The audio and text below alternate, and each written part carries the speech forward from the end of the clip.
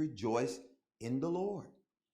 That's what Paul tells them to do. Finally, my brother, rejoice in the Lord. And that should be something as Christians that we are, again, always mindful of our relationship with the Lord, and always willing to give thanks, and always having a spirit of those that are, let's say, joyful because we are saved.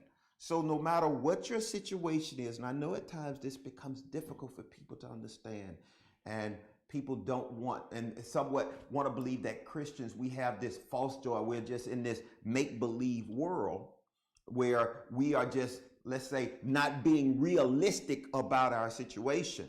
And so let's say if someone is sick and has some type of disease or some type of illness, and the person says, I still have joy.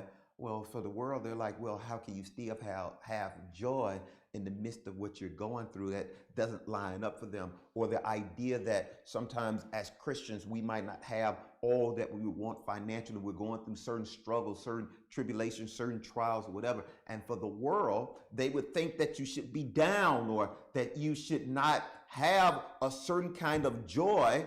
And if you do have that joy, they believe that it's not real and it's not sincere. But the thing that they miss is this. Again, we have the Lord. So by us having the Lord and by us being in the Lord, we recognize that this is not our home. We recognize that any struggles, any issues that we're facing, any trials, any tribulation, is all temporary. God is going to bring us through it. And even if by chance we do not come through whatever it is, we know again that this is not our home, that we have a heavenly home, that we know we have been made right with the Lord. So we know what awaits us.